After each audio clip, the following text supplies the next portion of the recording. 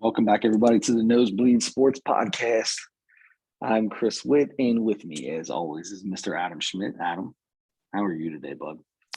I'm pretty good. Pretty good. You in Ramada or what? Man, that's a beautiful, beautiful background there. Oh yeah, you like that? No, we're in a Holiday Inn Express today. I'll tell you what, man, you gotta check. So I've got there's a separate room back there. Take Yeah, us I on a got a little tour. separate room. You want a little tour? All right. So here's a little living room area, right? You got a little Wow. couch, nice little seat, TV, kind of a little kitchen area right over here. You know what I Ooh. mean?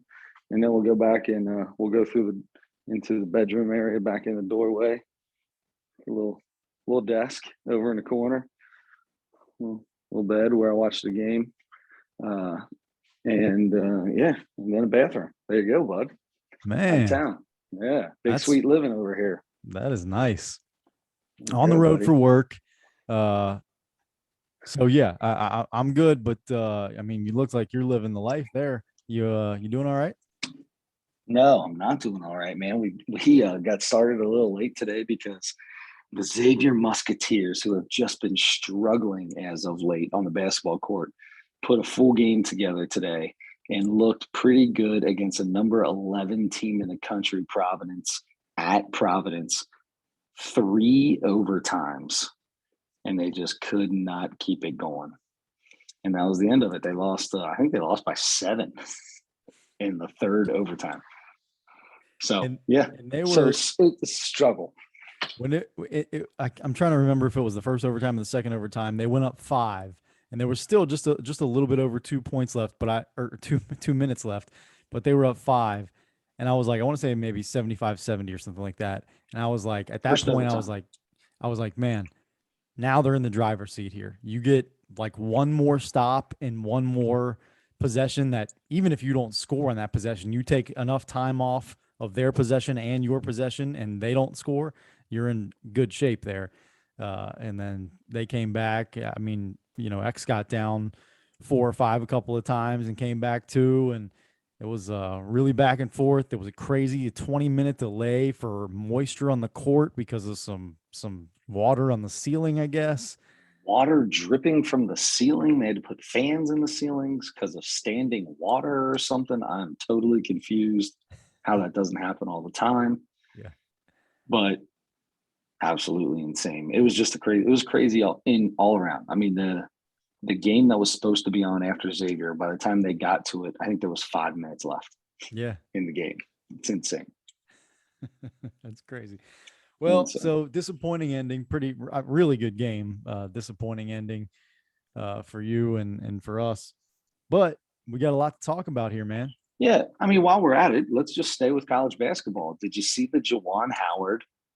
I'm going to call it an escalation.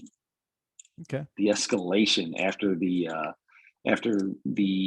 Wisconsin Badgers put it to them towards the end of the second half. They got out ahead and put it to them. Adam, I'm intrigued to hear because Juwan Howard got suspended. Was it 5 games? Yes. 5 games, which could very easily go into conference tournament. Will go into their conference tournament. I think they only have one or 2 games left, They have if five I'm not five mistaken. games left. It's their last 5 Oh, regular season games. oh man, I totally missed that. All right, so he's going to be suspended for the rest of the regular season. Did you see the confrontation at the end of the game?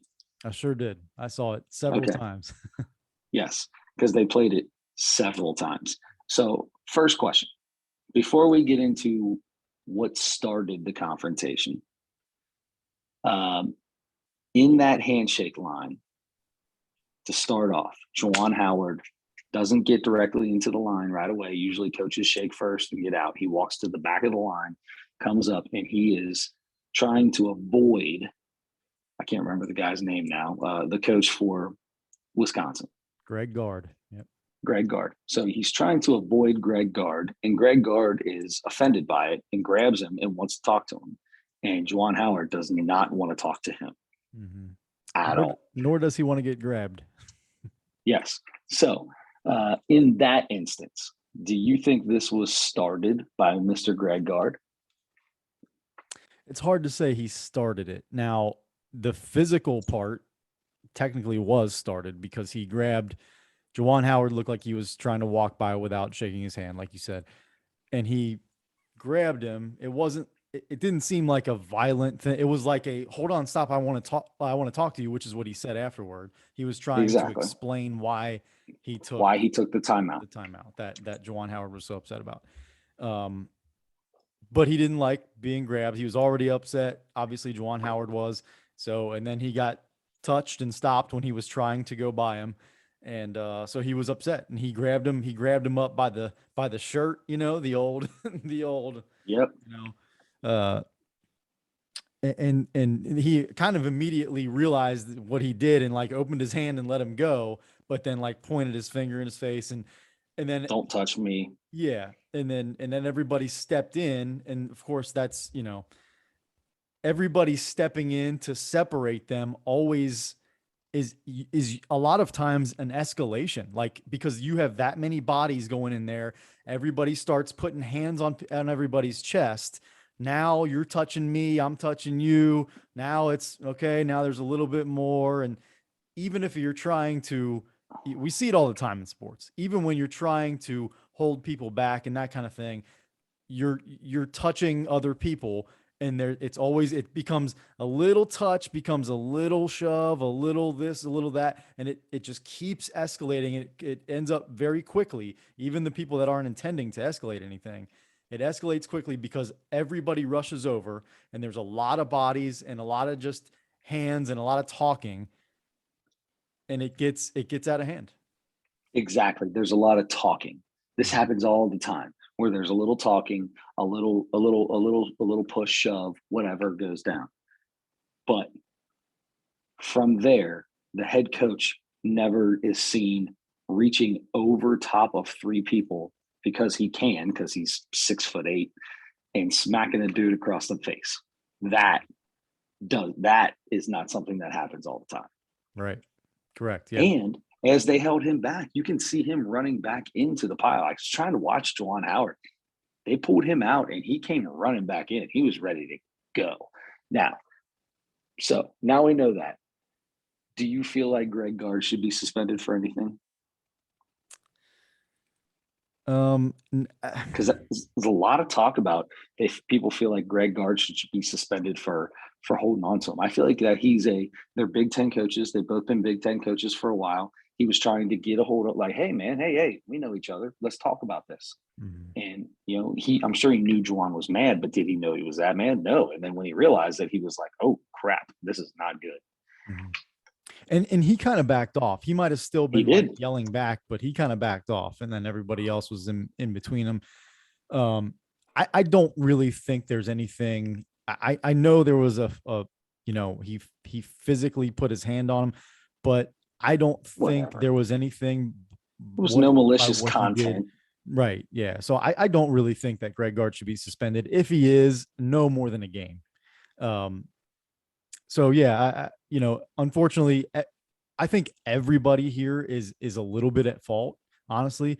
But the biggest escalator certainly was Juwan Howard, who should get the biggest. And then there was And at he did. least one, maybe two kids on Michigan's team that threw the kid that you can Yes. see, clearly threw a couple punches. Um, he should certainly be suspended for at least as many games as Juwan Howard was, I would say.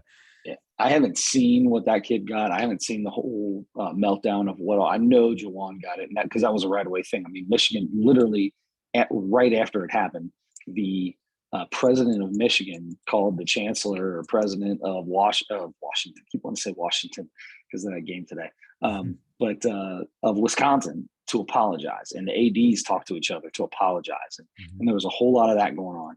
But my man, Juwan Howard, got into the press conference room and had no apology ready to be spoken. Yeah. He didn't apologize in the press conference right after the game, but he was calm, and I think he still did a good job of answering questions and didn't get all fired up and didn't really say anything to incriminate himself any further.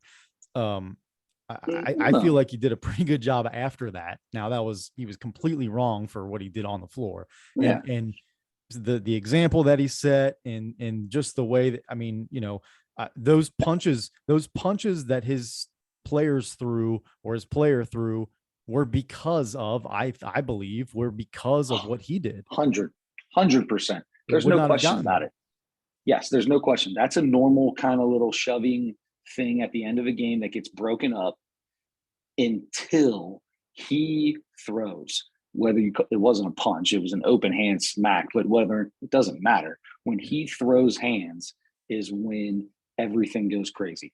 And that is what I don't like about it. From you're the coach, I hate that. I keep telling you right now, I love competitive nature. I am a competitive person, but you have got to be you're the one that goes into these parents' homes and says, I'm going to turn your kid into a man.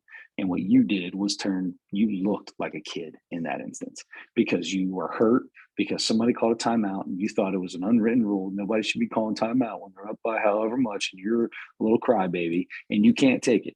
You know what? You got to lose with dignity and you got to win with dignity. If you want to remember it and you want to say, I'm going to remember this, that's fine.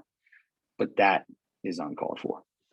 I agree. I feel like we haven't seen this in a while, and maybe it's happened and I haven't noticed it, but I feel like this situation used to be bigger, like people calling timeouts and running up the score and that kind of stuff. You used to hear about that more, I feel like, but let's talk about that. Let's talk about this. Okay. The end of the game. So you watched the highlight when he called timeout, correct? Yes. What was the score? What was the score? They were up 15, I believe. Up 15. And how much time was left? 15 seconds left, I'm pretty sure.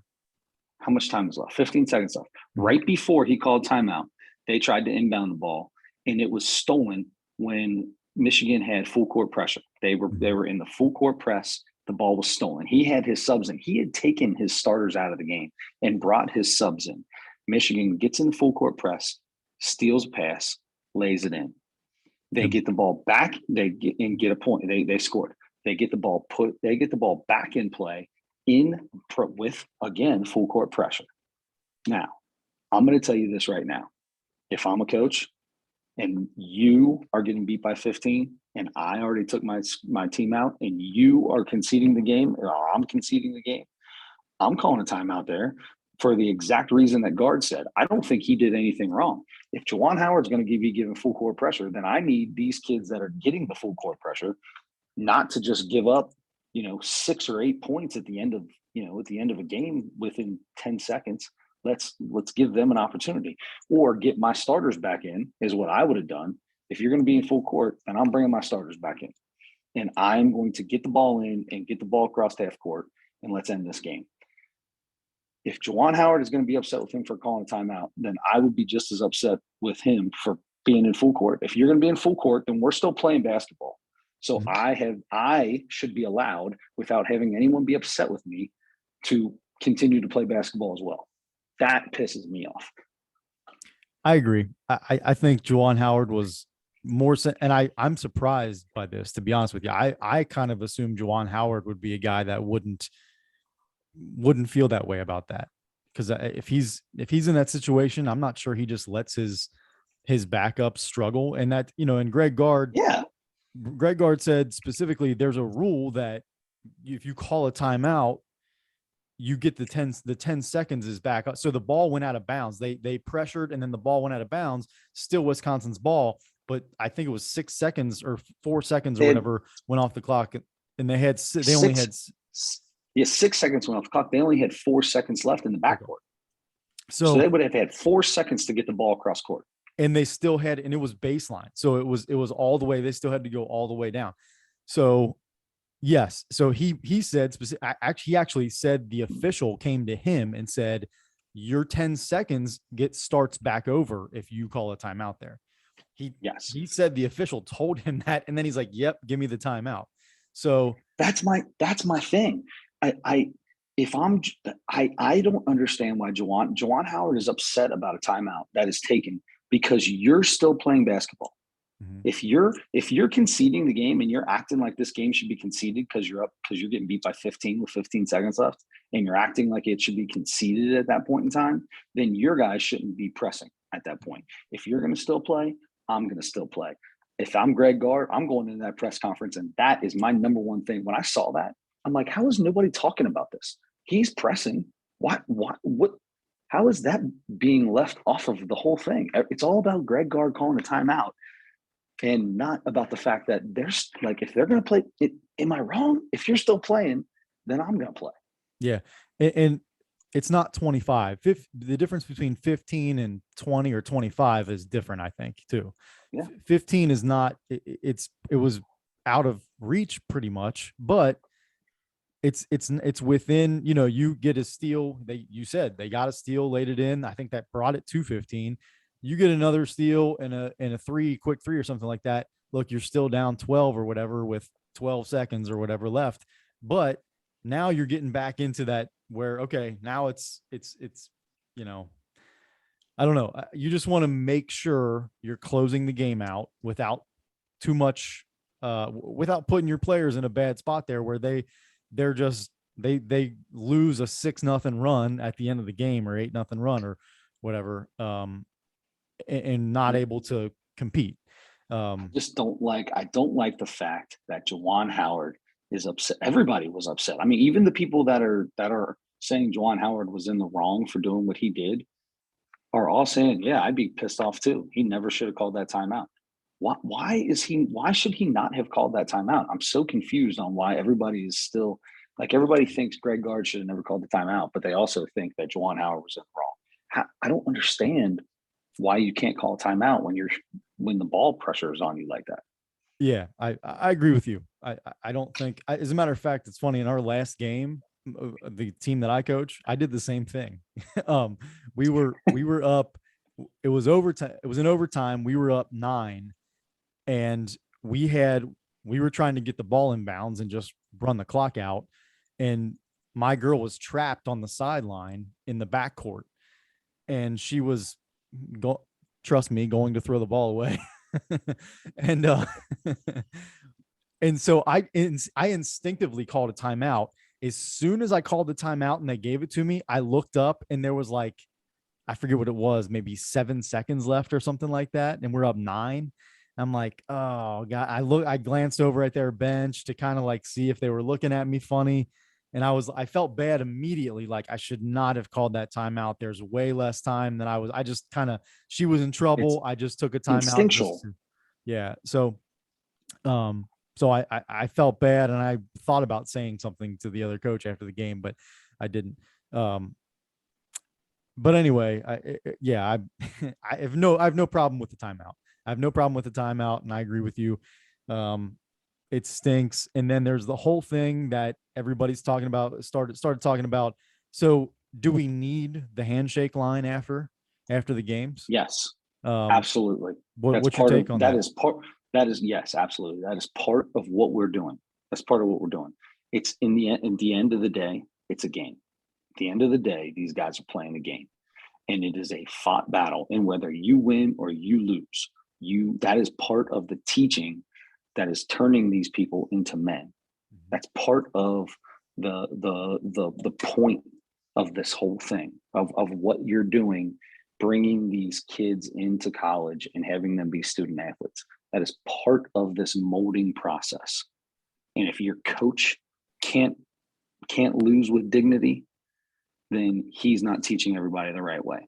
100%. I think you should shake hands after every game. I think they should do it at every level. I think that's how that is my favorite part of the game. You play your tail off. And if you lose, whether it's because of the refs or because of yourself or because the other team was just better, you walk out there and you shake that other team's hand and you tell them good game and you get off the court. You want to be mad at the other team, you want to be mad at a ref, you're mad at anybody. But the point is that this is a game. We both fought our butts off. It was a competition. Somebody wins, somebody loses. It's how it works. You're going to have to figure it out. In life, guess what? Life is way more difficult than that. In life, you're going to lose a lot more than you're going to win. At least for these guys, they're winning more than they lose. You got to learn how to take it. And if you can't take a loss in a game, how are you going to take a loss in real life? I couldn't have said it better myself. That was great. I agree. There's there's one thing that somebody's. I'll tell you one more thing. that I think should happen more often. And I have my kids do this, whether the refs are good or bad, or I'm upset with them or anything. I think after every game, every kid should walk over to the referees and tell them good job, because they are the authority figure in that game. And you have to show respect for them, whether you think they did right or wrong. You show them respect and you go up and you tell them good game too. And then you get off the court. Personally, that's my opinion. Yeah, I agree with that too. I try to do that when I coach. I had some games this year that I wasn't crazy about the officiating, and at least if I passed them after the game somewhere in the hallway or off the court when they're, because they get off the court pretty quickly. Um, but if I'm within, distance where they can hear me, I at least say thanks. At your level, you're a freshman coach. So usually when you're coaching, it's freshman, then JV, then varsity. Are the same referees coaching all three games? No, Coaching, reffing. a lot of times the same officials will coach the freshman and JV games, but they don't do the varsity games. There's a different crew for varsity. Okay. So that's like when we play, obviously at my kids' level, which are little tiny itty bitty kids, when they play, the refs are there for like 5 straight games, right? They're there doing game after game. So it's easy for me to say, all right, go hit the ref, go get the umpire, go get the ref, go get whoever, go knuckle them up, tell them good job. Every single time when we're done, that is the first thing I tell my kids to do. Yeah, that's a good call. I'm with you, man. It's coaches are and should be held to a higher standard than everybody else. I mean, it's big for exactly the reasons that you said. You're expected to have a level of decorum is a word that I keep hearing a lot used in this situation.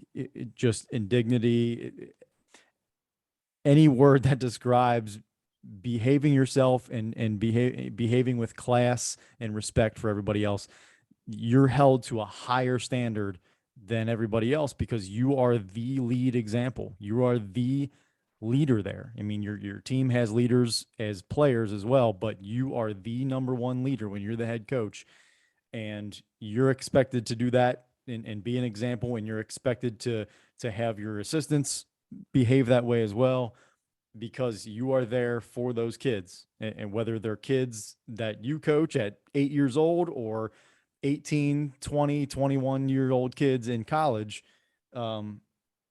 even in the NBA, honestly, even though they're grown men too, I think it's the same thing there. I think these guys are older guys, and they should be expected the same way. I mean, you want your players at any level to behave with that respect, and you can't expect that from them. Everybody's going to have a slip up every great once in a while. All the competition that you go through, all the emotion that you go through in a game, and all these games that you coach and everything, and all the ups and downs of a season and all that kind of stuff, and you have other stuff in your life, people are gonna mess up once in a while. Hopefully this is it for Juwan Howard. It's resurfaced that I don't remember this, but there was some incident last year against Maryland in the Big Ten tournament that he had with their coach at the end of the game. If it's, and his apology, by the way, the next day was outstanding. I don't know that he wrote it. Maybe it was an official. I don't care, but you know what? The whole thing where people come out a day or two later and make an apology or whatever. Yeah, you get time to think about it. That's true. I hope that he had time to think about it, and he is serious with that. But most of these things are the school or other people making you do it. They're telling you this is what you need to do to make things right. And a lot of times I don't think people believe in what they're even saying when they say it. That it's hard for me to hear that. Me, if I have an issue right after a game, like something like that happened, and I go into a press conference, by the time I get that at press conference, I already know what I did wrong. It doesn't take me long when I say or do something that slips up with my, it's almost immediately where I'm like, oh man, that was the wrong thing. I never should have said that. I never should have done that. These guys know when they do the wrong thing. They know. Yeah, I do think there's a lot to be said about like a 24-hour rule, or at least getting a sleep in after that or something. There are still some competitive juices flowing and some emotions and stuff going, even 10, 15, 30 an hour after the game. of course they're fading. They should be fading. And you're right. I mean, I don't think you're wrong about that. You do start to have more clarity, right? Almost right away. And that should be the case. And that's why I do think that he handled the press conference pretty well. He didn't come out and apologize right away in the press conference. But he was honest, but he was calm about it. He's like, this is what I was upset about him taking the time out. It should have never escalated to that. That shouldn't have happened. I'm not happy that it happened or whatever, but and then the next morning or whatever, they came out with that statement that he, and that's the thing, like, for me, I feel like Juwan Howard is somebody that would be remorseful about that does have a good head on his shoulders, that is all about, representing the University of Michigan, in the highest regard, and in trying to make people great coming out of that university. I mean, he went there. He was part of the most popular, famous, successful teams in the history of that organization and of that university. And and that's why it was especially hard for me, because I grew up a huge Michigan fan because of him and Jalen and Chris and Ray and Jimmy. Yep. So it's really tough. But that's the thing, like, when you have a team that you love, and my fandom has faded over the years, but I was, huge, and I still hold on to some of that because of how much I loved it when I was a kid. You want your people to behave better than everybody else so that you have that. Look, I am a fan of Xavier basketball. Look at the history of how everybody behaves, or watch a game. We were just talking about, before we came on here, about Paul Scruggs, played 48 minutes tonight because they played 3 overtimes. And that was the one thing I didn't say was I get nervous about watching him handle the basketball, just because of how big he is, and he's not super quick, and he's not like a great ball handler. And he made a couple turnovers in that last overtime that I think cost him the game. But the one thing that I noticed about him more than anything was the way he carries himself on the floor. And I don't watch every game like you do, but I was impressed with that. The way he interacts with officials and other players and his coaches and his teammates, he impresses me with that stuff. And like I said, I don't know if he's like that all the time, but he seemed, even in the most intense situations, an official would say something to him, or he's going over to ask an official about a call, and he's shaking his head. Yep, I thought so. I agree. You're right. He's saying The that Juwan kind of Odom stuff. foul. You saw the Juwan Odom foul when he came out, and Juwan Odom got his 5th foul, and he brought his hands down. Yeah, I saw that. But I noticed him doing it 3 or 4 times, honestly, during the game. So here's the thing about Paul Scruggs, if we're going to just change the subject into Xavier for a minute, because I have no problem with that, because it's my favorite thing to talk about. Paul Scruggs is kind of polarizing at Xavier. He went through a streak this year. He shot the ball from the free throw line very well today. I think he was 9 for 10 or 8 and 9, something like that. But he went through a streak where he couldn't shoot the ball, save his life. And but he could take a game over at the end. He does that a lot. He's very good at that. He's a 5th-year senior, but he gets a lot of criticism because he's a 5th-year senior, and everybody feels like he should be mistake-free basketball all the time. However, in the last 3 years, this year included, so his junior year and then his 2 senior years, his senior year and his COVID senior year, which is this year. So around his junior year, he started going up to officials and talking to them constantly. And officials aren't like getting upset with him. They're smiling and they're just talking to him. And I remember, I talk about it all the time. He always goes over and talks to the official after something happens. If it's him, he's like, oh, he's always doing I didn't do it. Oh, you kidding me? He does those kind of things.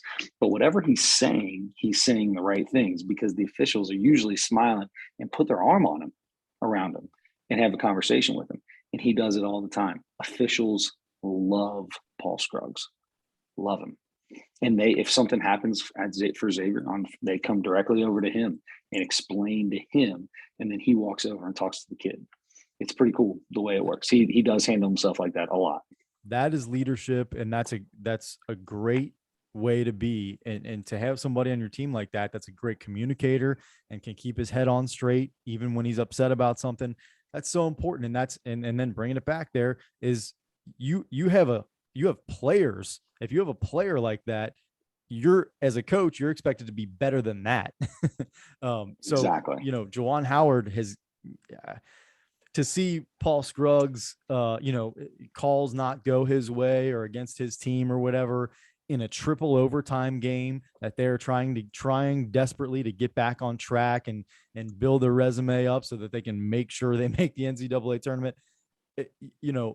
He was in a really difficult situation there too, and then ended up losing the game, and he handled himself well. I know it's a different situation, but there's just no excuse for the escalation. Bring it back to the way you started it. The escalation that happened when Juwan Howard reached over and slapped the guy, slapped the assistant coach in the head, and then everything took off from there. So I do think so. Do you think the 5 games was enough? Do you think it should be more? Should he be suspended for the conference tournament? Should he be suspended the rest of the year? Should he be? I think it's silly to even say this, but should he be fired? Some people do. I don't like the fired. There were some people that said fired. I don't know. Stephen A. Smith. No, Stephen A. Smith said that. Didn't say it, but there was some people out there that did say he should be fired. No, I don't know that he needs to be fired. Once again, man, things happen, and they're worse. People do worse stuff than slap somebody in the face in college basketball. A lot worse, and they don't get fired. So no, I'm fine with him. I'm fine with him getting 5. I think 5 games is fine. I think it's enough to let him know, like, look, you could very, very easily take yourself out of an NCAA tournament bid because you're not coaching this team the last 5 games of the year.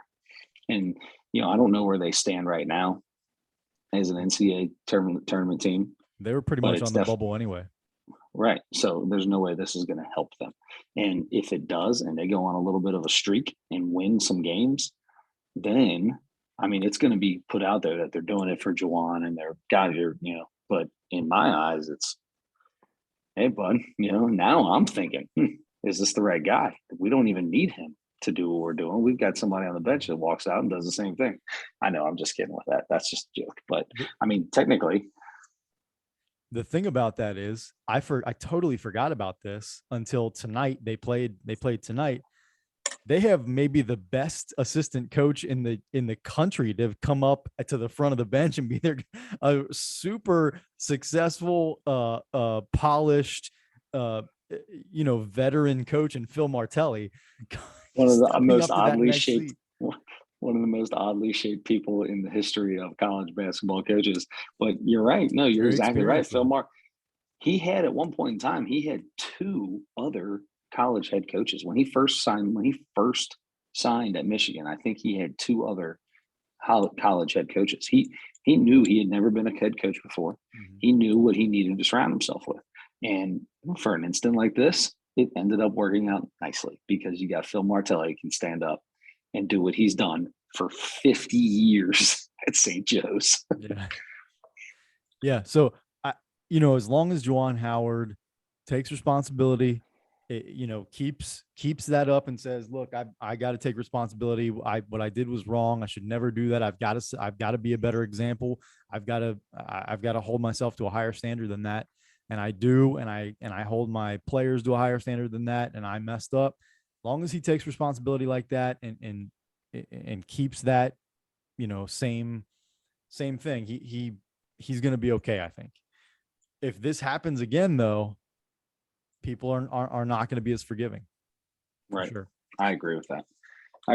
I just, you know what? I know it sucks to lose, especially if you're upset with something that happened from the other side. Walk out there, shake hands, look him square in the eye and go, I'll remember that timeout. Shake his hand, turn around and leave. That's all you got to do. That's it. It's that easy. But shake his hand. The fact that you don't shake his hand, that's what started this. If you don't just try to walk away from him, he's not going to grab you and try to talk to you. If you shake his hand, you guys have a conversation there like everybody does. And he may go, hold on, man, this is what happened. And you may go, I want to hear it. And you walk away. But you've already shaken hands. Once that handshake is done, that's it. It's the only thing you have to do is shake hands. Just do it. Show your kids. and then walk in and tell your kids, I don't like what he did, and we're going to play them again. And next time when we see them in the Big Ten tournament, we are going to put it to them because that was Bush League what they did. You can tell your kids whatever you want to tell them, but in the moment, you have to be the bigger person. Absolutely. I agree. All right, good. I'm glad we're on the same page there. That's the college level. Chris, this past weekend, you had a national holiday, in my opinion, and that is the NBA All-Star Weekend, one of my favorite weekends of the whole year. It was eventful, I would say, sometimes in not a great way, but either way, it was eventful. There were a lot of events, but starting with the Rising Stars Challenge on Saturday night, it was, or maybe that was Friday night, I believe. They did it, a different way this year, where they had 4 teams and they had the basically semifinals and then finals. We kind of briefly talked about it last week, that before it happened, where they have that, it's that Elam ending, and they have a number they have to get to. It was 50 for the first 2 games, and then for the championship game, it was 25.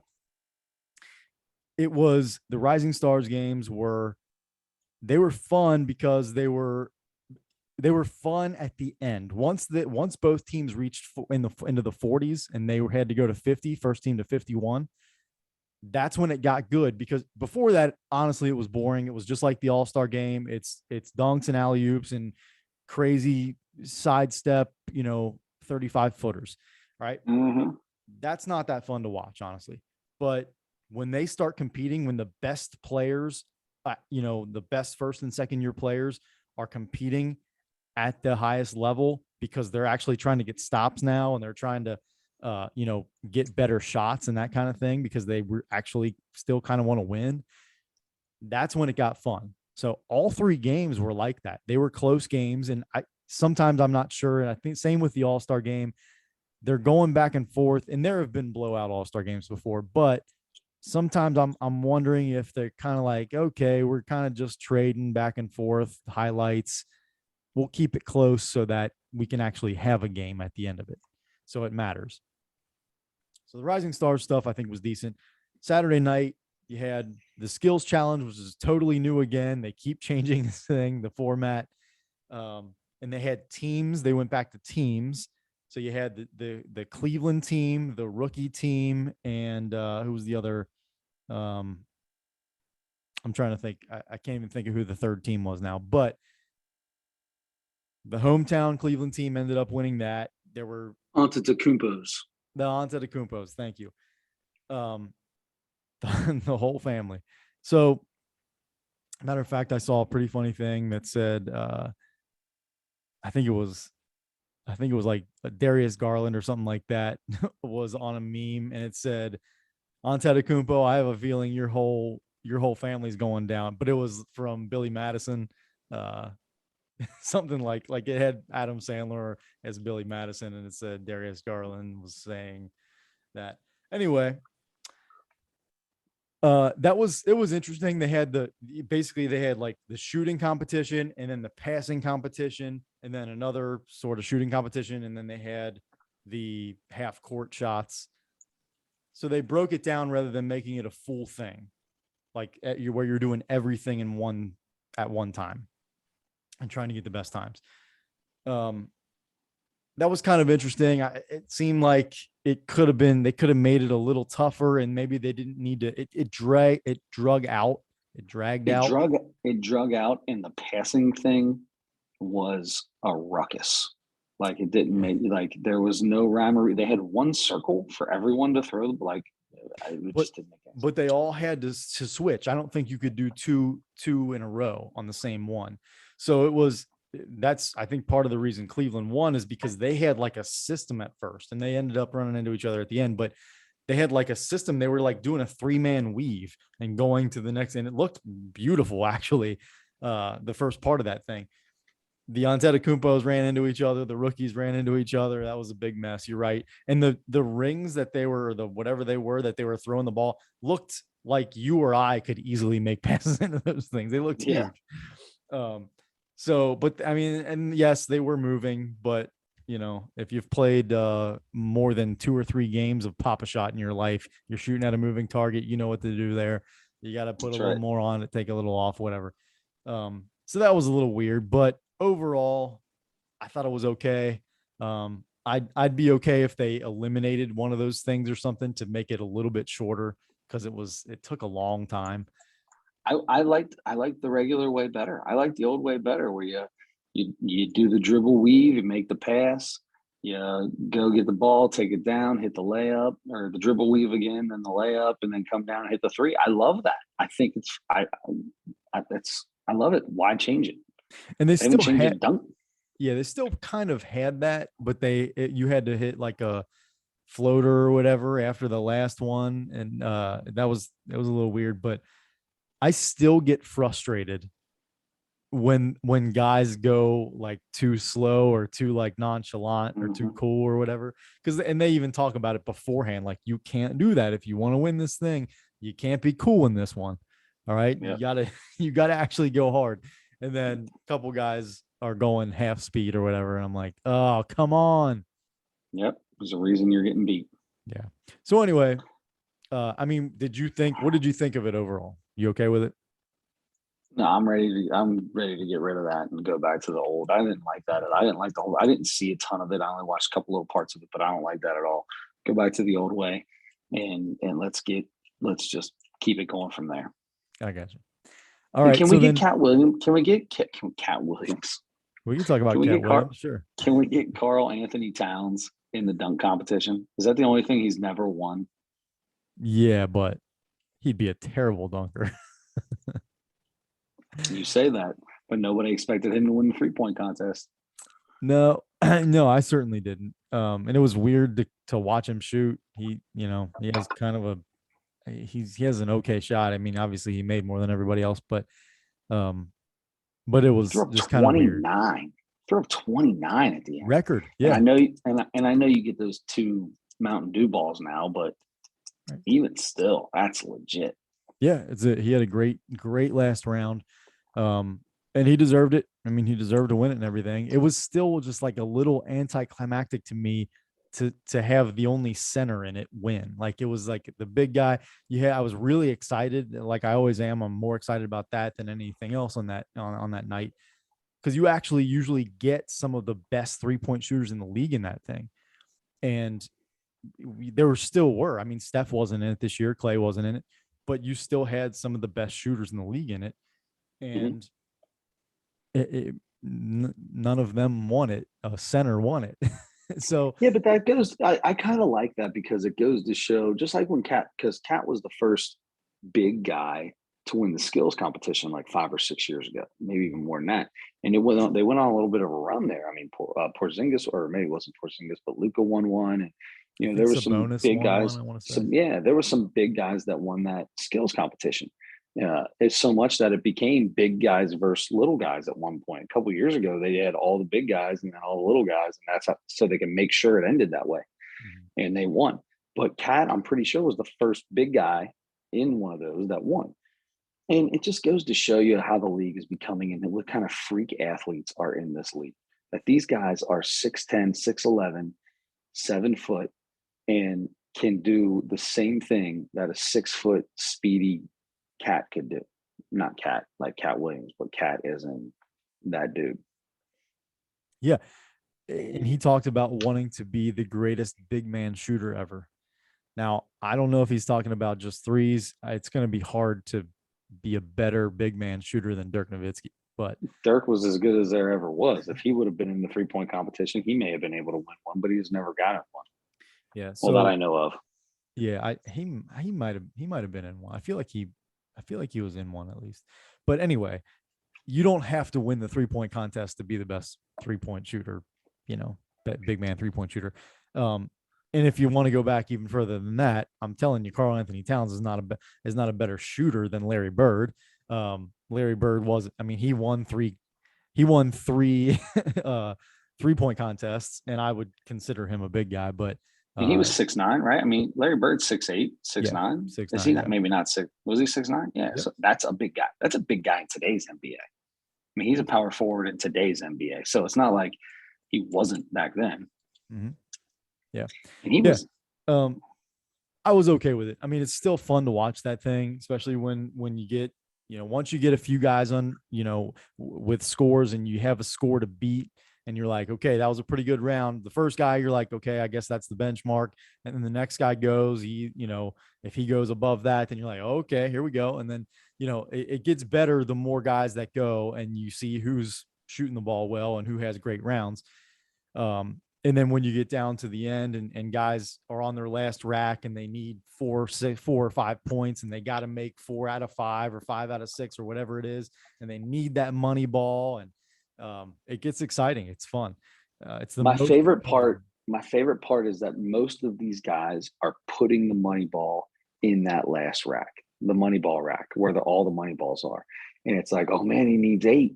And it's like, oh, that's only 4 out of 5. Let's go. He could do this, all right? Because I mean, that's doable now. That's fun for me. I love that. I love the fact that they've got the money ball rack now. I don't care about the green Mountain Dew ball. That's seems a little silly to me. Yeah. What do they get for that? How many points did they get for the I think it was green Mountain Dew 2. ball? I think it was 2 extra points. So it was just a money ball from the side or something? 2 extra money balls from it was like a few feet further back. Right. But so I love when they came up with the money ball rack. That was one of the things where when they changed it, I was like, oh, I like that. This could make things fun. Where are you putting your money ball rack? Top of the key, very, very top. Okay. You know what? I take that back. I was just shooting the other day, and I'm definitely better from the elbow than anywhere else. My corner, there's no way. I don't know, man. I don't know how people shoot from the corner. I cannot shoot from the corner. Yeah. All right. I have no on depth the perception. wing. So one of the left or right wing. Probably from the right. I'd be from the right. See, but when I grab the ball, I like to grab from the left. Oh, right. I'm a left. I can grab from the left and go up. So you're going across your body every time. Every time. Wow. I think I probably prefer to Picking go it up in the pocket, pick it up almost in the pocket, Yep. ready to shoot. Go right up. Yep. I think so. Anyway, I'm just taking, really, to be completely honest with you, I've never shot off a rack before. I'm just going off pop a shot. I would much rather shoot from the right side of a pop a shot because I grab with my left hand, throw it to my right, grab with my left, throw it to my right. So I like to reach down with my left to get the balls, which are in the middle usually. So that's why I said I'd rather go grab the balls from the left. Oh, okay. You're talking about the one you have, like the dual one. Yeah, right? the dual wider pop one. shot with the fabric, tray that comes down. Yeah, because they all come back to the middle, and I'm fighting. But yeah, so the left hand's nice and easy, right there. Get it to the right. So and these are smaller balls you're talking about. So you're grabbing left hand, transferring to the other hand, and shooting one hand. Yeah. Oh wow. Okay. All right. How do you shoot pop shot with the little balls? I think I pick up both hands just like a regular ball, and then get it up, guide hand and everything. So then, you reach down with 2, and then pull up to shoot. Yeah. See, man, when I'm shooting pop shot though, I don't shoot regular. I don't shoot normal. You shoot pop shot to make the shot. I shoot pop shot to throw it as hard as I can against a flimsy backboard so it stops it and drops in. So I'm just grabbing it. I'm grabbing and chucking, baby. There's a little backspin on it, right? So when it hits that backboard, it's coming down. But it's quick. It's the only way I can do it. A lot of different styles for pop shot. I haven't played in a while, man. I gotta get back out. Adam Schmidt used to get me drunk at GameWorks in Newport on the Levee because we would go play pop a shot, and then we'd always end up with 2 people, and they'd come over and think they could beat us. And we would always, I'd bet beers, and Adam didn't drink. I'd be like, all right, let's go. Let's bet beers on it. And me and Adam would win, mostly because Adam beat everyone. But I was decent, and we would beat people, and I'd get beers. We'd always be, out of 4 people, we'd always be 1 and 2. Exactly. That's what we did. Yeah, that was our night out on a weekend. Hey, want to go to GameWorks and play pop a shot? 2 20-year-old kids, 2 22, 21, 22-year-old guys. Yeah, let's just go play pop a shot. I love that. That's my partying. Hmm. That's my partying. We could be doing a lot We worse than that. we played Papa Shot so long that my right arm would be so sore the Oh next yeah, day from shooting. I bet we shot 500 shots a night. I sure. bet it was 500 a night. Oh, my Put arm hurts right now just thinking about it. My forearm. put $25 worth of points on that card, boy. He keeps Oh, swiping. dude, Oh you man. good to go, baby. You good to go. Oh, that was always so fun. Yep. All right, so look, we got to get to the dunk contest here because man, that there is not one person that I heard on any kind of social media in person. I've not heard one person that was satisfied with that dunk contest. Did you see any of the dunk contest? So I'm gonna tell you what happened. We went to Hollywood Casino Hmm. because my sister-in-law wanted to go to Boogie Nights, a little dance club inside the casino. Uh, the casino or the Boogie Nights opened at 9. Luke Kennard went off on his 3-point competition when he hit 27 at like 9:05, and I wanted to watch Luke Kennard. And we were sitting at the sports bar at the casino. So I sat there, made my wife sit with me while everyone else went down to the club, and I made her sit with me while we watched Luke Kennard because I wanted to watch it on a big screen. Get get down to the Boogie Nights area. Not a single television. I take that back. There was probably 8 or 9 TVs, but they were all showing the music video for Oh, whatever song was being played, whatever 80s, 70s, 80s song was being played at the time. That's what was on the TVs. I'm telling you, Adam, not a single TV. I'm looking all around, and my buddy looks at me. He's like, "What are you doing?" And I was like, "They don't have a single TV to watch the dunk competition in here." And he looked at me and he goes, "Who watches the dunk competition?" look, Which you still have hope every year because it can be a very entertaining event. we've had Unfortunately, some. most of the time for the last 10 or 15 years, a lot of them weren't very good.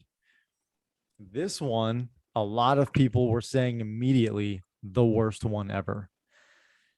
If you didn't get to see all the dunks, Wasn't there one guy that didn't even make a dunk in his 2 attempts? yeah, In his everybody missed dunks. All four guys missed dunks. When you miss the first dunk, if you don't like when there's something about that missing that first try, even though you get what is it, 20 seconds or whatever it is now, they've got it timed. It used to be you get 3 attempts, and now I think it's timed, right? It was timed. I think it's back to the attempts now. I think Is you it get back to the like attempts? two Okay. attempts, I think. But if you miss that first one, that's it. When you make the second one, it's just not as good because we already know what you're going to do now. We've seen you do the whole thing. I know what's going to happen. So I lose my interest. Yeah. I am so big on get up there. You hit that first one. I think you should start with 5 bonus points. So if it's a 45, if it's a 9 dunk, I feel like it should automatically be a 10. Every judge should have to give you 1 extra point just for making it on your first attempt. So whatever they hold up, they have to give you 1 extra point. Unless you get a 10, then you just stay with the 10. Huh. I You should get hate, extra points for doing I, what you're supposed to do. yeah, because that's what this has come down to. It's come Yeah. down to nobody can make dunks. They try to do such crazy stuff. It started out really, really bad. Cole Anthony started this thing where he came out to do his dunk, and it took 10 or 15 seconds for his dad to come out of the stands, Greg Anthony, former NBA player, NBA analyst, and pull no, a pair of Timberland boots out of a backpack. While he's doing that, Cole Anthony is doing this dance, is just dancing in front of his dad while his dad stands right in front of him, pulling boots out of a backpack. Really, really strange. Really strange. And then it takes him what seems like 10 minutes to sit down and put Timberland boots on and lace them all the way up. because his first dunk was going to be in those boots. And then he just had his dad go under the rim and hold it up, and he was jumping and taking it out of his dad's hand and dunking it in Timberland boots. Okay, you understand that that's certainly much harder than jumping out, with basketball shoes on, but the time it took for him to even get his first one off, he stopped and adjusted his dad's arm holding the basketball out 4 times before he tried the first dunk, and he moved it an inch. It's already a really bad dunk contest with the very first, and then he missed his first 2 attempts on that too. Oh, geez. It was such a bad start. And then everybody else pretty much followed suit. I mean, there were a couple decent dunks, but it took everybody more than one chance, more than one try. Obi Toppin won, and the couple dunks that he did on his second or third attempts were pretty decent dunks. But besides that, there were so many misses. I forget, somebody actually posted it. They made like 30% of their dunks or something like that. Like they shot 30% in the dunk contest. It was that bad. That's pretty bad. And I think that's probably, well, I don't know. So Greg Anthony had a pretty bad day at the All-Star game then, I guess, right? Well, Cole Anthony, his son. Yeah.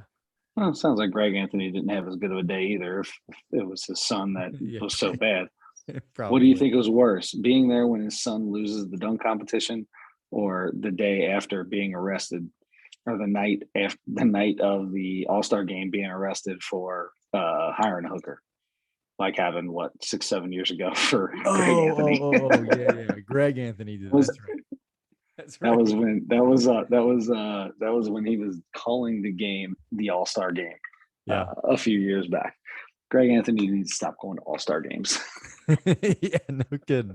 Yeah, because he was out for a few years. He disappeared for a little bit after that happened, and then he came back a couple years ago. But that was man, it was just such a bad dunk contest. Do you have any suggestions? I mean, it's been changed a million times. Do you have any suggestions? Was there a version before that you felt like was the best version of the dunk contest? No, it just depends on the dunkers that are in it. When you have Zach LaVine they were diamonds in the rough, right? The Zach LaVine, and Aaron Gordon. Those 2 dunk competitions were unbelievable that they went back and forth and had. Especially the one where Zach LaVine walks up and he's like, "No, man, this is both of ours. Like, there's no way we did not both just get 50s. We both had 50s on our last dunks. And here, this is for both of us." Yeah. Like it was unbelievable. I always go back to the Blake Griffin jumping over the car, or jumping above the car, because the car was underneath the basket. The most annoying dunk I've ever seen in my entire life that he got a 50 on. I don't know what you do to fix the dunk competition. I have no idea. Yeah. I don't know if you just say, you get one chance. You get one chance to dunk the ball. Mm-hmm. Don't get it on your first chance. Boom. That's a 0, brother. Yep. Or let them rate the miss. Let them rate the miss. You know what I mean? Like, okay, you can't get better than a 6. But let them, all right, you missed it, but I see what you're going for. What you did was difficult enough. We'll give you a 6 or a 3 or a 2. So if you make it, so that makes them do a challenging dunk. But then you're going to have somebody who comes out, and if the guy they're playing against misses their dunk, all he's got to do is go to a 360 and they win, right? I don't want to do that either. I don't know what it is. I have no idea. I don't mind that. I do like that if you just miss your dunk, sorry, you have to do a dunk. Now, if that means they're not going to be as exciting because you're not going to take as many chances, that might result in that, and that stinks too. But I agree, you can't have 2, 3, 4, and then they're pretty liberal with what they're calling an attempt. So you can jump and grab the ball, and if you don't try to throw it down through the rim, they're letting you go without an attempt. So there that happened several times in this dunk contest where guys got up and either lost the ball on the way up or got it high and realized they weren't going to be able to dunk it, so just kind of like came down with it instead of trying to throw it through.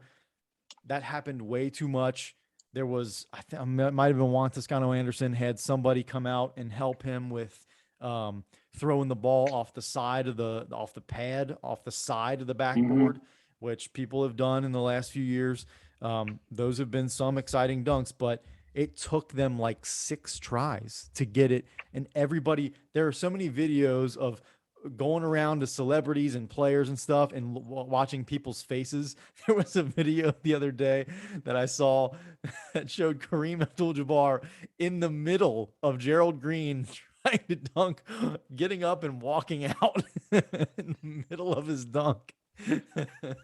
There was one where they pan over to Shaq and Shaq's like leaned all the way back in his chair and he's like he's not excited at not all. into it. But anyway, that's I saw a couple. I saw a couple suggestions that I kind of liked too. All right, what do you One got? was that no extra people. You're not jumping over anybody. You're not getting passes from people. People aren't throwing it against the backboard or over the backboard or whatever for you. You're not jumping over anything. There's no props. It's you, the ball in the rim. Go do your dunk. Come up with something creative. Do your dunk. So it eliminates all the extra attempts because whoever's throwing the pass doesn't throw the pass how you want it or whatever. Yeah, Quavo's not giving you the best bounce pass of your life. Right. So that was a decent one. Another one that I honestly love, and NBA players aren't going to feel good about this, but there are people that make a living on dunk contests. They're not in the NBA. There are like dunk contests that they do on playgrounds and in like the 3-on-3 hoop it up stuff. Yeah, I had a friend that was in a bunch of those, like won a bunch of those things, and it was those guys do the best dunks. They do way better dunks. You can find videos all over the place on the internet. The dunks that those guys do, Jordan Kilgannon, and they're a bunch of guys, unbelievable stuff. I just saw another guy, I can't remember his name now, just today, do like 5 or 6 different dunks. It was just him, just in a gym, and he did dunks that were better than any of the attempts on any of these other dunks. And somebody said, let those guys make the dunk contest the best actual dunkers in the world. It will be way more exciting. I love that. Honestly, give them an even bigger money prize than they would get in those other smaller things or whatever. Make it worthwhile. Get their names out there. People will go follow them on social media. They might get some kind of little deal or something because of that. I mean, great for those guys for the exposure. And then it's a better dunk contest probably. So I like that. Somebody, I forget who it was. Maybe it was Damian Lillard or something. No, it was Donovan Mitchell said like, yeah, but maybe you let 1 or 2 guys join it, but it's still not going to be the same if it's not an NBA player. No, maybe let 1 or 2 NBA players join them. That's what I say. Maybe let 1 or 2 NBA players, because by now it's not like now we're at the dunk competition and we're like, oh yeah, Magic, or not Magic, but Michael or Dominique or Vince Carter or go down the line. Mm-hmm. No, now it's who's in it? Some dude, the 9th person on the bench for the Sacramento Kings. Okay, I don't know who he is, but is he a dunker? Okay, I don't know who his name is anyway. So if he's going to be the best dunker, then let's have the actual best dunkers. There was a show on, I can't remember what it was, but it was a series. And it was like these guys it was the dunk competition. It was a series, and they slowly weeded these guys out over 10 episodes. And unbelievable. The thing I loved about that is they raised the hoop a lot. Mm-hmm. A ton of the dunks they were doing were on 13-foot hoops, and they're doing 360s on 13 foot. And then you're going, holy jeez, oh Pete, because the height in the hang time is amazing. I always said you either got to have incredible to win a dunk contest. You either have to throw it down so ferociously when you dunk it that it's like, oh my God, did you see that? Like a Shaq kind of finish. Or you have to do something where you hang in the air so long because you jumped and could have dunked on 13 or 14 feet. You know what I mean? Where your nose is above the rim. When you see stuff like that, those are the impressive things that I love. Yeah. But Sorry. no, I got nothing. The difficulty of the dunk is important, but I want to see the aesthetic. Like the aesthetic is that's why Vince Carter's 2000 dunk contest was so impressive, because it was just like it was poetry in motion. It looked so good. I mean, he Yep. did tough dunks and that kind of thing, and was really impressive the whole time. But just the way he moved and the way he landed, the things he did after the dunk, I mean, he really made the dunks a spectacle. I mean, it was like, I don't even know how to explain it, but you know what I'm He talking did about. he did finesse dunks, but finished with power. Yeah. And I think you can't get any better than that. That's what made him the best dunker ever in the dunk contest. Yeah, I totally agree with that. Yeah. I really like the idea of bringing people who do it all the time, like do it professionally, super athletes that do that all the time. I hope they consider that. All right. The All-Star game. Very quickly, the biggest story was Steph Curry won the MVP, set the record for most threes, 16 3-pointers. This guy is having the worst shooting year of his career right now. I was so excited to see this, because I would say if I have to pick a favorite player in the NBA, I would probably have to say Steph Curry. I was so excited to see him go off like that, because he's had a rough year, and he was early in the year. He was being talked about as an MVP candidate because the Warriors are really good again, and he's great. He's fallen off a little bit because he's been in this slump. And when I say slump, he's averaging 25 a game, and he's making 4 threes a game still instead of 6 or 7. He's shooting 41.5% instead of 44.5%. Right. So anyway, I was really excited about that. Had 50. That was cool to see. And then LeBron in Cleveland made the game winner. It was a crazy looking shot. I was like, what in the world is he doing? And then it went in. I'm like, okay. Hold on a second. You saw that shot and you said, what is he doing? LeBron takes that shot 15 times a game. Yeah, but it was a little bit different. It was a little bit different though. He was outside, a little not more down on the post, and he gets down in tries to do his little MJ, back him down, and fade away jumper. You're right. He was double teamed first of all, I think, and then I just felt like he was like a little bit more fading and off center, not squared, all that kind of stuff. He had to gave an extra effort to try to get that thing off. It looked like it was a miss immediately out of his hands to me. And then it went in. I was like, whoa, how did that? He definitely looked like I'll give you that. It definitely looked like he had to get his hand extended. It was a little more of a push than a shot, like he usually takes in that. But he takes that same shot from that area with that turnaround fade away from 3-point. He does that from three. Yeah. All the time. And that's the one thing where I'm like, oh my God, LeBron, come on, man. Don't do that. Yeah. Steph can take that shot. You probably shouldn't. But yes. It ended up being, because of the way they do the scoring and everything now, you have going into the last quarter, they get that number that you have to hit, and then it's first team. It ended up being 163.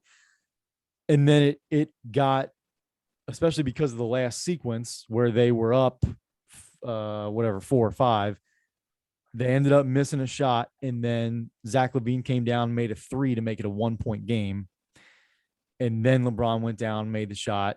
If he would not have made that shot, then Team Durant would have had a chance to come back and win at the end. So either way, it ended up being just like that Rising Stars game. I really like the way they do this ending, because it forces those guys to really start competing. They know what the number is, and it makes them actually start to play some defense and get better shots and that kind of stuff. So I like that. I wish there was a way to make it so that that is going on a little bit longer. I wish maybe like you have to win each quarter, or whoever wins the, I mean, maybe not that, but there's something, I wish there was something they could do to make it more competitive throughout the whole game, because it's still, for the first 3 quarters, mostly it's still all the, let me bounce it as hard as I can. So it bounces off the floor, off the backboard, and I catch it and do a windmill dunk while a guy is standing right where I'm bouncing it. And he's just being polite and not reaching his hand out and stopping the ball. So I wish there was, I'm over it. I'm 40. I'm not, 11. So I don't care about all that stuff anymore. I've seen it a billion times in my life. So I just want to see the best players playing the best basketball. So I wish there was a way. Probably will never get that way. I'm happy with the way they do the ending so that it is a little more competitive. Anything you want to say? Just be happy with that you get a quarter. Be happy that you get a percentage of the game that way, because it's just what it is, man. You're not going to get guys that get paid this kind of money in an exhibition game going at it 100%. It's not going to happen. They've got brands. There's too much at stake for them. I know they're trying to have fun and put on a show. I think that's the biggest thing for them. Mm-hmm. And not get hurt. Yeah, right. For me, I just wish you're there because you're the best. I want to see the best players play their best. Anyway, All-Star game's over. Got the last couple months of the season here. Should be fun. There's going to be some playoff races and that kind of stuff going on. But let's move on, Chris, to our Mount Rushmore this week. It was the Mount Rushmore of bottled waters. All right, so I'm gonna let you go first because I have to use the bathroom, but I'm gonna have my AirPods in. I want to hear what you have to say about this because I am super excited to see how in depth you get with this. All right, so you'll still be able to hear me. Oh yeah, I'll be able to hear you. I got the headphones. I'm just gonna hit the mute button so you don't hear me pee. Okay. Good call. All right. So okay, there you go. I can still see it. This was hit the mute button. I don't even, there you go. So this was hard because I drink basically one type of bottled water. If I'm out somewhere and I need a water and that's not available, I will my go-to is normally Aquafina. If I go into a convenience store, a grocery store, or something like that, and I'm not at a Kroger, I will get Aquafina will be my first choice. Some people I've heard say, you're the most disgusting person in the world if you like Aquafina. It's filth, it's sewage, it's doo-doo. To me, Aquafina is the second best water on the market. Number one is easily Kroger water, Kroger brand water, which is funny because if I'm at somebody's house and they have any other store brand water, I'm like, oh God, what are you, poor? Are you destitute? Oh my goodness, what are you doing? You got Costco flavored water? Kroger water is like $3 for 30 of them. Yeah, it's super cheap, and to me it is the most delicious. And we can get into that whole thing because I know that you think it's crazy that there's a difference in taste in water, and I absolutely believe that. Kroger's number one. I do not understand. Can I tell you, I don't understand when someone says that water is delicious, that water is disgusting. It's water. They both taste like water. You know that there are additives in a lot of these waters. There's minerals and vitamins and stuff delicious that add to those things. Yes, delicious and gross. Delicious and gross. Yes, okay. There might be a little bit of extra stuff in there. There's water. Yeah, I can taste a little something different in there. And then there's just water. Look, I can't tell you how where everybody sources their water from, how it's bottled, what the plant's like. I can't tell you how all that works for every brand or anything, but I'll tell you that there are some waters there are some bottled waters that taste dirty, and there are some that taste cleaner. And that is just the case for me. That determines delicious and disgusting. I can tell you my number one most disgusting, Ice Mountain. Ice Mountain. And Spring water. a lot of people get that. Maybe that's what it is. Ice Mountain, Poland Springs, I think, is another one. I'm like, Spring water. this So is you are. We had this conversation last week. So you are like my wife. You don't like the spring water. There's something in that spring water. You know, the other water that you're drinking is just purified tap water. It's just filtered tap water. Is all it is.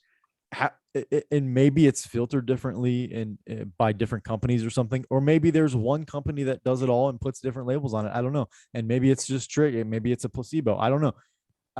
Kroger and Aquafina. After that, to be honest with you, the next most frequent one I've probably had is like Smart Water.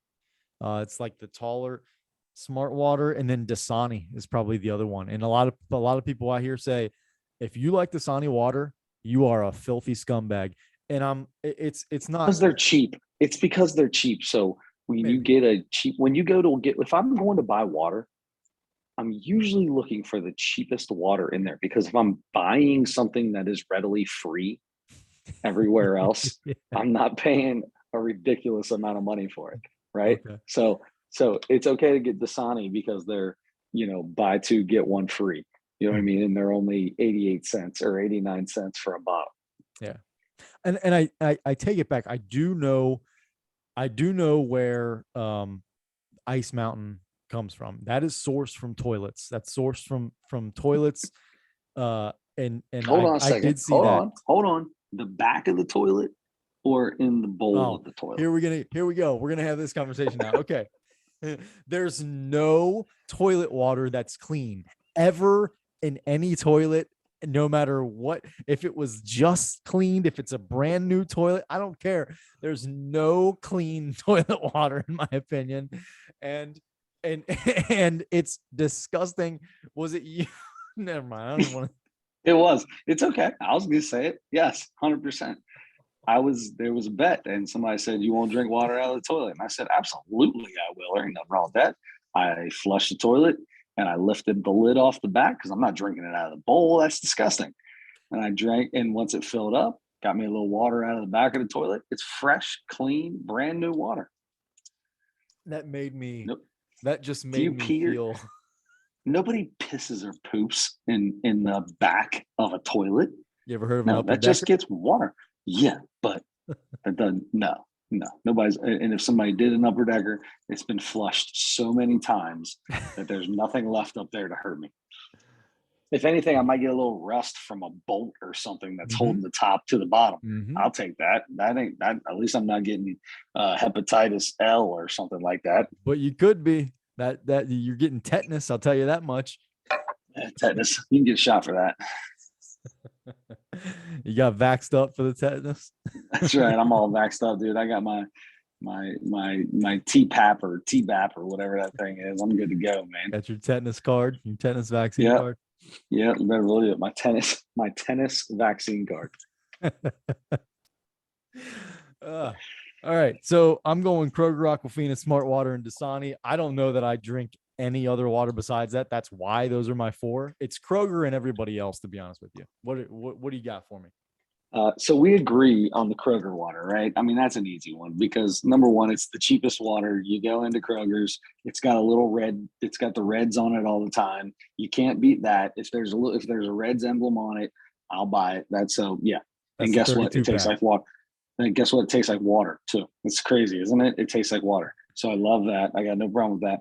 I'm going to get you on number two. I'm going to get you with this number two. I love getting my water from UDF. Oh. And I get UDF water because they got monster waters, and the mouth on it is like bigger than the size. It's like the size of a Gatorade bottle. I like that big mouth on that thing, man. So yeah, so I go with a little UDF water, mostly because it's also like 46 cents for 32 ounces of water. Once again, that goes into my whole thing. Now I will say that the water I buy the most is 100% smart water Hmm. and has nothing to do with, usually it would have to do with price, has nothing to do with price. It has to do with the fact that it's got the best little flip top squeezy spray bottle on the top, right? Not the twisty cap. I want the flip top with the, what do you call that kind of lid? I don't know, but I'll tell Squirt, like you, a squirt bottle lid, a squirt bottle lid. I no matter what, if those are my options and I have to buy one of those, I take the whole lid off every time. I What? hate the squirt thing with the little mouth thing you got to put. No, Love I it. got to Oh, I drink it love it. straight out of the. I go for those 100% of the time. Hmm. And that's why then my fourth, my Mount Rushmore of water, my number four is anything on the bottom shelf that's less than 80 cents. I don't have a fourth because I could care less. It's water. It's water. I'm already paying for it. Why do I care what it is? I'll never in my life forget 8, 10 years ago when I walked into my car and we're going on vacation and my wife says, "Will you give me a water?" And I give her like an ice, I don't know what it was, some kind of mountain something spring. And I give it to her and she goes, "Oh, this is so gross. I hate spring water." What? What are you talking about? It's bottled water. Get out of She, town. no, she's an intelligent person with a sophisticated palate. That's all. Um, Take your sophisticated palate and go put your mouth under tap water. I'm a tap water guy, man. Like I would rather drink, and I like what I would rather drink room temperature tap water over anything. Give me room. I don't want ice cold. I don't like ice cold. I want room temperature. I just take it, turn it on, put it on. I'll set a giant glass of just water on a table. And if it's there 2 hours later, I go over and I take a drink of it. And it's room temperature. It tastes just as good. You know why it tastes just as good? Because it's got no taste, because it's water. I see. I disagree with that too. Temperature, I think, enhances taste. I think I go as cold as I can all the time, except there are certain times where room temp, or a little above or a little below room temp is a little better. After you eat ice cream or something like that, a room temp water is a nice treat. Mhm. When you have a water next to your bed at night and you're sleeping, you get 3, 4, 5 hours of hard open mouth snore sleep, and you wake up in the middle of the night and you are desperate to cool the old throat off. Room temp, man. I will drink an entire bottle of water in one drink in that situation, Absolutely. man. I have done it so many times. You slam a water in that situation. Oh, Yeah. so good. I just did it a couple nights ago. All right. That was fun. That was harder than I thought it was going to be because I realized that there aren't very many. I'm a creature of habit. Can, I can go. we I'm going to can we get the just same thing every time. Yep. yeah, can we laugh at the fact that none of us chose Voss or Fiji or what's that, the one that comes in a green glass bottle, Oh, Perrier or something Pierre, like that. Perrier. Yeah, like all right. I'm just happy you didn't go. I thought there was going to be a chance that you were going to go for all these high, crazy waters, alkaline levels, and look at the pH balances of them. Man, it's water. Get out of town. If I'm out of town and I'm stopping at one of those places and they don't have Aquafina, and they certainly don't have Kroger, and those are the choices, the Fijis and those kind of things. Now I'm not going to buy a glass bottle, but the options are those little higher end waters. You can trick me. You put alkaline, you put pH balance for a woman, you put whatever you want on that thing, vitamins and minerals and riboflavin, whatever words sound good, make it sound like it's a good thing for you. You can trick me with that. If those are my options, if I'm going to have to pay a little extra for a water anyway, I'll go for Mm-hmm. that. I like it. I'm There's a proud of you. water in a milk carton. They sell water in a carton. Did you know that? No, I did not. The Never weirdest thing seen it. ever. Really quick story, and then we move on to the comedy, and we're done. I lived with a girl I was dating for a while. She had this little 7-pound dog. It was this big. I could shove it up my nose if I wanted to. That thing it was some kind of breed that it would drink water and like cough up the water. Like it would gag every time it drank water, and it would like spit up the water. It was some kind of thing like specific to that breed, I guess. So it had trouble drinking water. For some reason, I saw this. I think it was at Jungle Gyms. It's not something you can buy everywhere. It was water in a carton, like a milk carton. Bought it I don't know, on a whim, as a joke, something. I don't know why I bought it. And I have no idea what made me think to do it. I poured a little of that in its bowl. It drank the water, had zero reaction. Drank the water like a normal dog or person or alien or whatever drinks water. It weirdest thing. Water out of a carton, out of a cardboard carton. It's the craziest story I've ever heard in my entire life. First off, get rid of the dog. Number one, if it can't drink its own, if it can't drink water, there's no point in having it. You It's know gonna what? die anyway. The dog was like 12, like 5 or 6 years ago. It's Probably probably not not alive. anymore. I don't know them little shit dogs, man. They live forever. It didn't have any teeth, which was perfect for me Oh my God. because I still think every dog wants to eat me. They do. They do. Yeah. Just Don't keep that tell me going in that. your You have head. two Yes, horses. I just want to keep that going in your head. Every dog wants to eat you. My dogs are good to you now when you walk in the house, though. One When of you them come in is, the yes. house, yes. Oh, does Remy still jump on you? Yeah. Yeah. You punch him in his face one time, man. You'd be good. I just give Oh, him a little nudge. sorry, Peter. I give him the little nudge off with the knee. It's okay. Luna's a good Yeah. old girl for me now. Is it girl or boy? She's a girl. Yeah. Girl. She's like Luna's, 4 years old now. She's like an old lady. yeah. Man, dog years, that's like 106 or Yeah. whatever. Yeah, she's basically dead. Come on, don't get me excited. All right, let's go. I'm kidding. I don't wish for any of your dogs to pass on. There, she's Oh, a yes, she's a you young do. buck. She's a young buck. She's got a long way to go. You 100% do. No, of course I don't. I don't want your You're family to be sad. You feel so awkward when you're standing in the kitchen and we're talking and those dogs are smelling all over you. You're a little like, oh, hey, Look, okay. Can I touch you? Can I not I touch am you? specifically because especially Luna, she likes to get up in it. She likes to get up in them guts, Yeah, she does. There's no doubt about it. She wants to know where it's all coming from. That's for sure. All right. Speaking of filthy, of disgusting that, things, absolutely. Let's Ali transfer Wong was into- our comedian of this week. All right. Can I just say I was not expecting this. Like I've never seen an Ali Wong special, right? So I'll go ahead and I'll start this one. I like we can talk about it or however you want to do it, but I've talked about this before.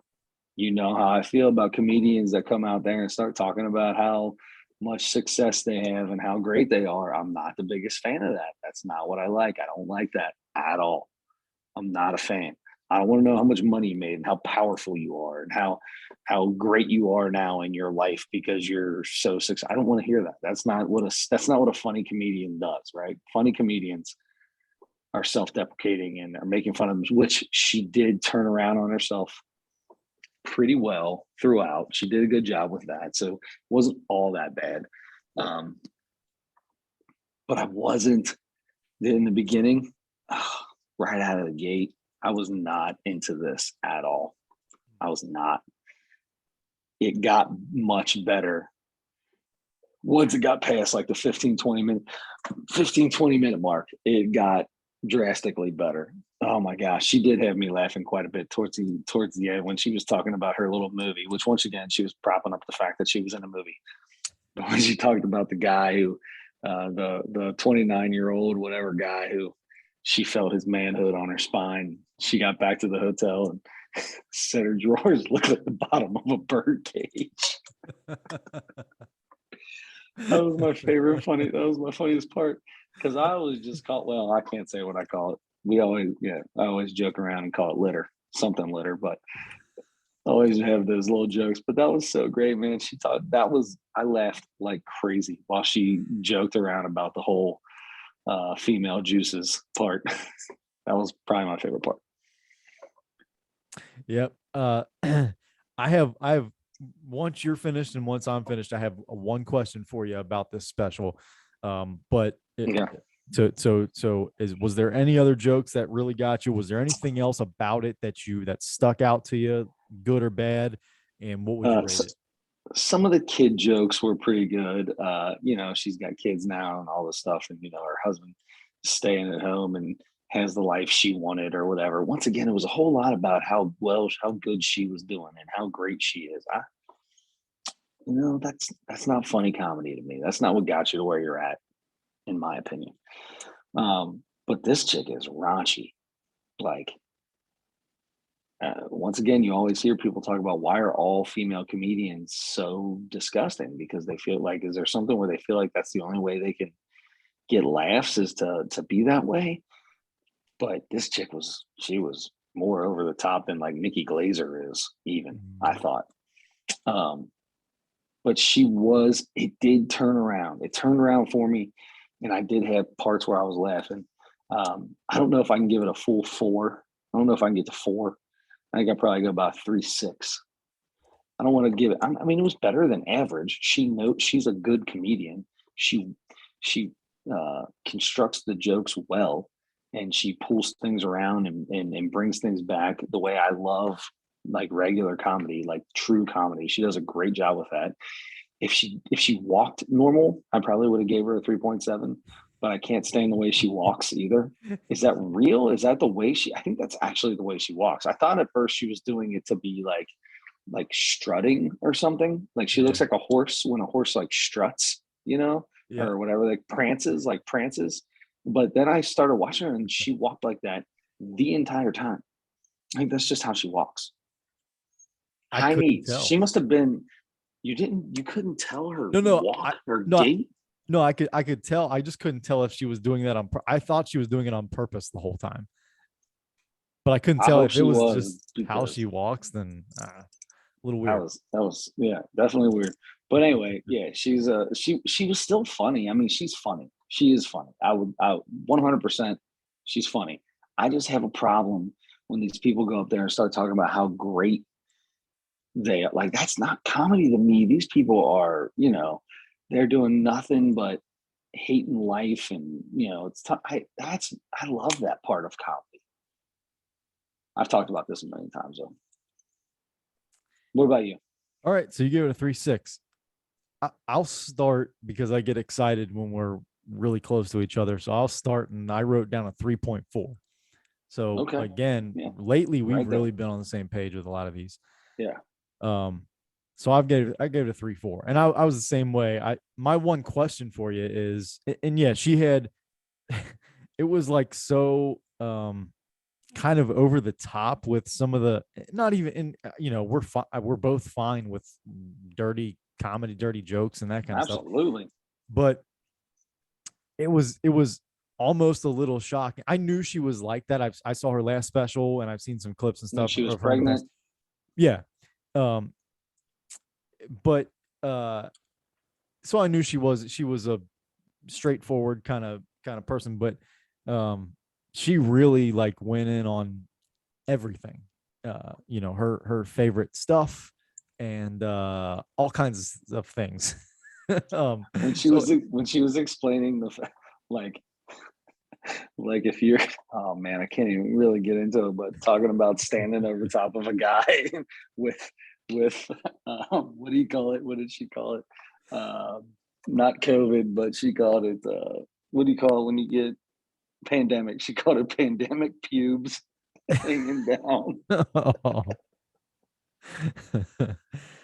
Oy. um Right in the nose, right in the nose. I did laugh at all that stuff. That was pretty funny. yeah, she did. I agree with you. She's a good comedian. And that's why she's successful, and she's gotten movies, and I think she's even written on a TV show or two. Um, and that's why she's successful, and that's why she talks about that stuff now, because that's what her life is now. And I also agree with you that it's never as good, when you can't relate as much to them because they're talking about Exactly. stuff like Yeah. yeah, I got home to my mansion and my family was there, and gosh, I wish they weren't there. I wish I could cheat on my husband and stuff because that's all I Yeah. wanted to. Okay, yeah, maybe maybe that's relatable for some people, but the rest of it is having a stay at home dad because you're making millions and stuff like that. Yeah. That's hard. Yeah. But uh, 3.4, I was right there with you. It was, there was some funny stuff, and some of it was like, all right, all right. Um, So so what was it that you were going to ask me? What was the question you were going to ask me? was this the dirtiest special we have seen? I don't know, man. I mean, it's a couple of those Nikki Glazer ones. They were. I mean, she was just as raunchy as she was, but I don't know. It might have been.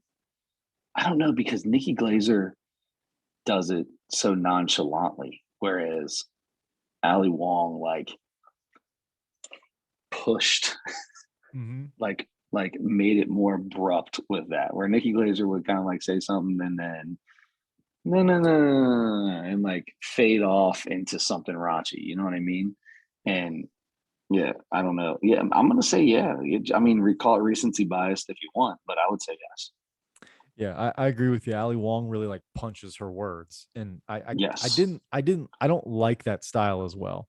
I like more of a be funny in more of a conversational tone or something. I don't know if I'm even explaining that Yeah. right, but I kind of liked, yeah, I kind of like that. But it definitely felt like that. Like, and you're right, Nikki, and maybe even that one that Whitney Cummings, when she brought her doll out and all that kind of stuff, and Yes. and Yeah. and I'm sure some of the guys that we watched too, um, have been just as bad. But anyway, it's definitely up there with some of the dirtier ones. So if you have not watched this yet and you were thinking about it, be prepared for that. You Certainly. got that right. By the way, the title of this, and it's on Netflix if you want to watch it. The title of this is Don Wong. Did she mention that at all? No. No No, but idea she's why. the I have no Don. idea No, who because she's Don the Wong is. Don. No, she's the Don. The Don. Like, Oh, she's the best of the best. Just listen to the way she talks about herself. She's the best. She's okay. the Don. Maybe you're right. That's what I got at. That's where I got it from. Okay. I didn't even think. I'm thinking Don, like short for Donald. Who is Don Wong? Hmm. I think you're right though. I didn't think about that. All right. Well, there's that. We've got a comedy and a Mount Rushmore. I've got a Mount Rushmore, and you've got a comedy to pick. Yep.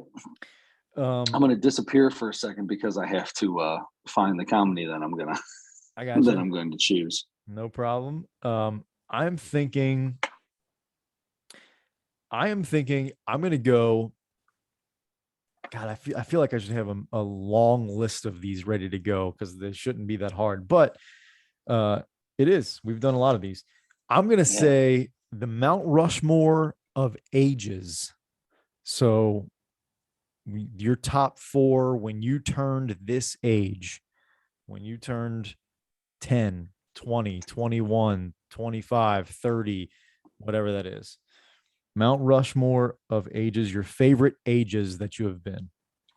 So we basically are just going to 40 or well 38. I'm going Uh, to 38. You go yeah. 1 to 40. Okay. However old you are, Huh. your favorite ones. Top four. Okay. I like it. All right. Whew, that's going to be a tough one. Man, what were my favorite ages? This is definitely going to be a real like just because of certain things that happened in our lives. Yeah. Okay, favorite age. Okay, I can do that. All right, and then for comedy, we're going to do the new Aziz Ansari, nightclub comedian. Mm. Yep. I knew that was going to be That's coming. One of us was going to do it. I knew that I didn't know it would take this long, but I'm very happy at the fact that I've gone about 2 to 3 months now with no Jim Gaffigan. Dude, there are so many specials out right now, so many new There ones. are. Yeah. We can go for a while without getting to him. Yeah. And I can always watch that one on my own anyway. So I'm kidding. We can do either way. Jim Gaffigan. It might be funny. It might be really funny Well, I when he guarantee it's gonna be funny. whispers to himself in like he's the audience, and that annoys the shit out of me. So I can't wait for that because I'm sure he won't do it as much in this special. He's one of the very best. Look, it's all subjective. It's all subjective. Not Yes, it everybody is. loves him. Not everybody, some people love him. Some people aren't crazy about him. Absolutely. You're definitely correct on that. Some people are not crazy about him. All right. All right. I'm excited. I'm excited for next week. I mean, we're gonna have look. Hopefully, we have some information about baseball because by Monday, February 28th, they're saying they're gonna have to start canceling games if they don't have an agreement, and it does not sound like they're close enough to make that happen in the next few days. So there's gonna be more stuff about that in the next maybe week. we can see what Bobby's got going on and see what kind of extra insight he's got on it. But it definitely sounds like this is not going anywhere fast. Yeah. Yeah, and that stinks because at the end of last week, I bought the flex pack, the 20 voucher flex pack. So I was holding out. I was going to buy it a couple months ago, and I was holding out to see what would happen. And then I got a phone call from a rep at the Reds saying, "Hey, of course, a few years ago, you bought this flex pack. We want to get you back on board." And I'm like, I was going to buy it, and I was waiting. And he's like, "Yo, look, whatever. If you redeem vouchers for a certain game and they end up canceling that game, we're going to take care of you. You're not going to lose the money or anything like that." Okay, I guess.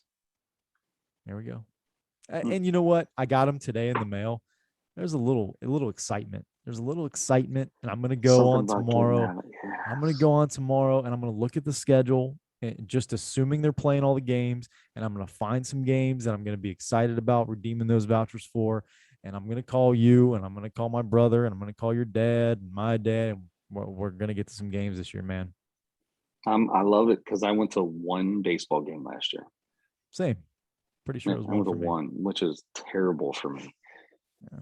But so anyway, yeah, I'm totally in. That sounds good to me, dude. I'm Cool. happy to hear that you got the pack. I hope that it goes up. Maybe we can get a hold of Bobby. Maybe Bobby, I mean, he obviously doesn't have anything going on. He's not at spring training. So maybe we can get him to come on next week and give us a small update since there's not too much else going on outside of the world.